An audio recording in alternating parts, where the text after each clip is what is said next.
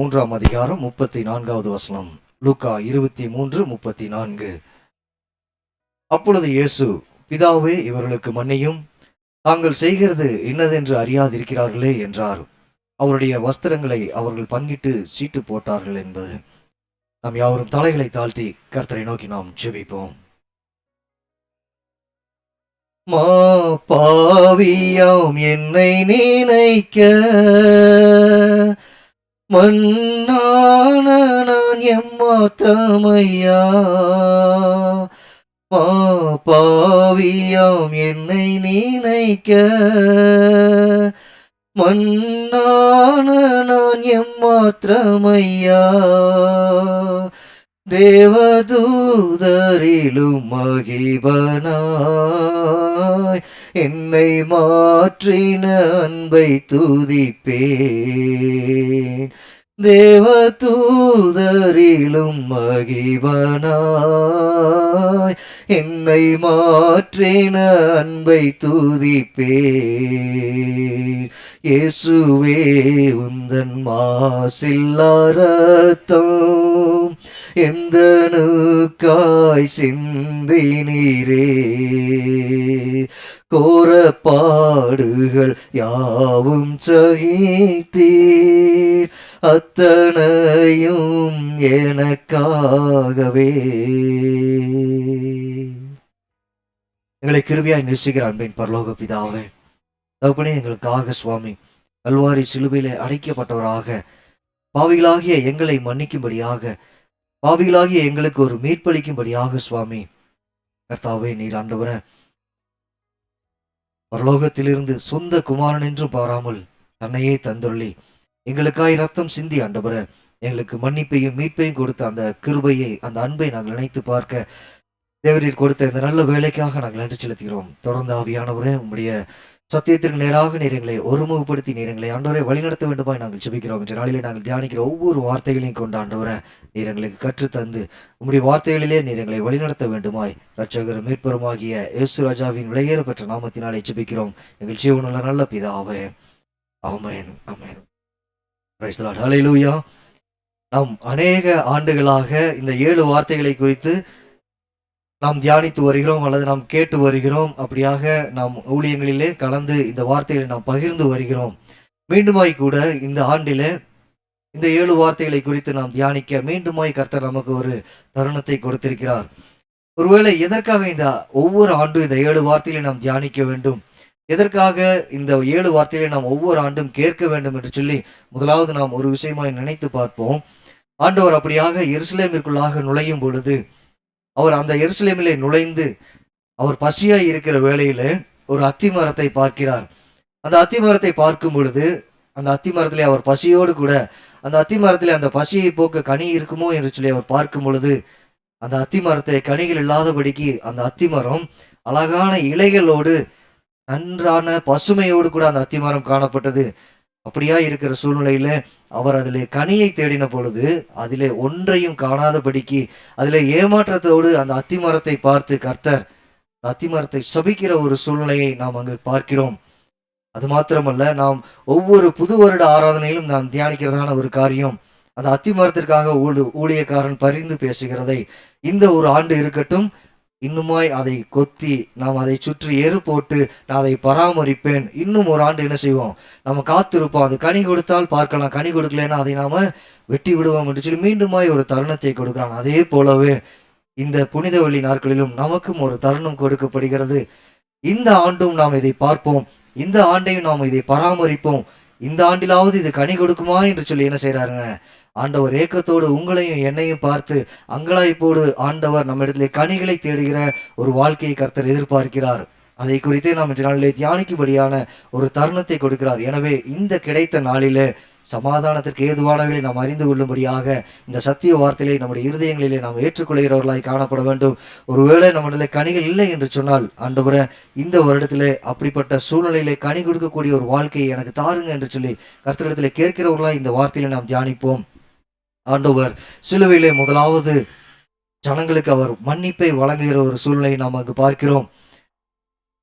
தனக்கு முன்பாக நிற்கிற, தன்னை அடித்த, தன்னை ஏளனப்படுத்தின, தன்னை குத்தின ஒவ்வொருவரையும் பார்த்து, அல்லது தன்னை குற்றம் சாட்டின ஒவ்வொருவரையும் பார்த்து கர்த்தர் பரிந்து பிதாவினிடத்திலே பேசுகிறார். பிதாவே, இவர்களுக்கு மன்னியும், இவர்கள் செய்கிறது இன்னதென்று அறியாதிருக்கிறாங்க. நான் செய்கிறது என்னன்னே தெரியாம அவங்க என்ன செய்துட்டு இருக்காங்க, அவர்கள் செய்து கொண்டிருக்கிறார்கள், இவர்களுக்கு மன்னியும் என்று சொல்லி கர்த்தர் அவர்களுக்கு ஒரு மன்னிப்பை கொடுக்கிற அந்த சூழ்நிலையை நாம் பார்க்கிறோம்.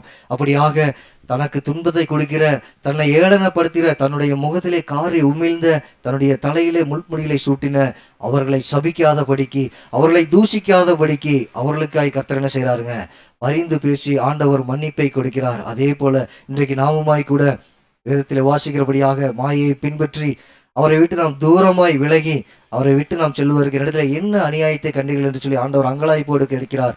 அப்படிப்பட்ட நமக்கும் கர்த்தர் என்ன செய்கிறாருங்க, ஒரு மன்னிப்பை அருளுகிறார். நமக்கும் ஒரு மன்னிப்பை கொடுத்து இந்த ஆண்டிலும் மீண்டுமாய் நமக்கு ஒரு தருணத்தை கொடுக்கிற ஒரு சூழ்நிலையை பார்க்கிறோம். அப்படியாக இந்த இடத்துல நாம் பார்க்கிறோம், அவர் பிதாவே என்று சொல்லி அழைத்து மார்க்கு 14:36 வசனத்திலே அப்பா பிதாவே என்று அழைத்து அந்த பாடுகளின் மத்தியிலும் பிதாவோடு கூடிய அந்த உறவை அவர் அங்கு வெளிப்படுத்துகிறார். தனக்கு எவ்வளவு பாடுகள், எவ்வளவு துன்பங்கள் நேர்ந்தாலும் அப்பா மீதுள்ள அன்பை அவர் விட்டுவிடாதபடிக்கு, அப்பாவோடு கூட இருக்கிறதான அந்த உறவை அவர் விட்டுவிடாதபடிக்கு அவரோடு கூட இசைந்தவராக பிதாவே இவர்களுக்கு மன்னியும் என்று சொல்லி அழைத்து ஜனங்களுக்கான மன்னிப்பை வழங்கும்படியாக அவர் பிதாவை அழைக்கிற தேவனாய் காணப்படுகிறார். எனக்கு அருமையானவர்களே, நாமுமாய் கூட இந்த உலகத்தில் உள்ள பாடுகளின் மத்தியில, இந்த உலகத்தின் வேதனைகளின் மத்தியில ஒருவேளை நாம் தகப்பனை நோக்கி, நம்முடைய பிதாவை நோக்கி, ஏன் எனக்கு இப்படியாய் நேரிட்டது, ஏன் எனக்கு மாத்திரம் இப்படி நடந்து கொண்டிருக்கிறது என்று சொல்லி நாம் நினைக்காதபடிக்கு அப்பொழுதும் நாம் அழைத்து அப்பா பிதாவே என்று அழைக்கக்கூடிய புத்திர சுவிகாரத்தின் ஆவியை எனக்கு கொடுத்திருக்கிறீர், அதற்காக நன்றி என்று சொல்லி நாம் பிதாவோடு இன்னும் நெருங்கி சேர்கிறவர்களாய் நாம் காணப்பட வேண்டும். அப்படியாக ஆண்டவர் அழைக்கிறார். ரோமர் 8:15 அப்பா பிதாவே என்று அழைக்கக்கூடிய புத்திர சுவிகாரத்தின் ஆவியை தருகிறார். அந்த ஆவியை நமக்கு கொடுத்து அவரோடு கூட நாம் நெருங்கி சேர்கிறவர்களாய் காணப்படுகிறார். அதோடு மாத்திரமல்ல, அந்த மன்னிப்பை கொடுக்கிற ஆண்டவர் நமக்கும் ஒரு 3 விதமான காரியங்களை அவர் கற்றுக் கொடுக்கிறார். முதலாவது, அவர் மன்னித்து நமக்கு மறுவாழ்வு அளிக்கிற ஆண்டவர். இரண்டாவது, அவர் மன்னித்து நமக்கு மனம் திரும்ப செய்கிற ஆண்டவராய் காணப்படுகிறார். மூன்றாவதாக, அவர் மன்னிக்க சொல்லுகிற ஆண்டவர் நமக்கும் மன்னிக்க கற்றுக் கொடுக்கிறார். முதலாவது, நமக்கு மன்னித்து மறுவாழ்வு அளிப்பதை குறித்து நாம் தியானிப்போம். யாத்திராகமம் 34:7 வசனம் இப்படியாய் சொல்லுகிறது, 1000 தலைமுறை மட்டும் அவர் மன்னிக்கிற ஆண்டவராய் இருக்கிறார் என்று சொல்லி, அவர் மன்னிக்கிறது மாத்திரம் அல்ல, மன்னித்து அவர் மீண்டும் நமக்கு ஒரு மறுவாழ்வை அளிக்கிற ஆண்டவராய் காணப்படுகிறார். சங்கீதம் 86:5 இப்படியாய் சொல்லுகிறது, அவர் நல்லவரும் மன்னிக்கிறவரும் கிருபை மிகுந்தவரும் என்று சொல்லி ஆண்டவருடைய வார்த்தை சொல்லுகிறது. அப்படியாக அவர் எவ்வளவு பாடுகளின் மத்தியிலே அவர் காணப்பட்ட சூழ்நிலையிலும் அவர் ஜனங்களை மன்னித்தது போல நாமுமாய் கூட ஒருவேளை நம்மை துன்பப்படுத்துகிறவர்களை அல்லது நம்முடைய ஊழியங்களை குறித்தோ நம்முடைய வாழ்க்கையை குறித்தோ ஏளனமாய் பேசுகிறவர்களை குறித்து நாம் தூஷிக்காதபடிக்கு அவர்களுக்காய் ஜெபிக்கிறவர்களாகவும் நாம் அவர்களை மன்னிக்கிறவர்களை அந்த சுபாவத்தை நாம் பெற்றுக்கொள்கிறவர்களாயும் நாம் இந்த நாளிலே மாறுவது அவசியமாய் காணப்படுகிறது. எனவே மன்னிப்பை கொடுத்து நமக்கு மறுவாழ்வை அளிக்கிற ஆண்டவர் மீண்டுமாய் கூட 1 யோவான் 2 வசனத்தின்படியாக பாவங்களை நிவர்த்தி செய்கிற கிருபாதார பலி அவரே என்று சொல்லி கர்த்தருடைய வார்த்தை சொல்லுகிறது.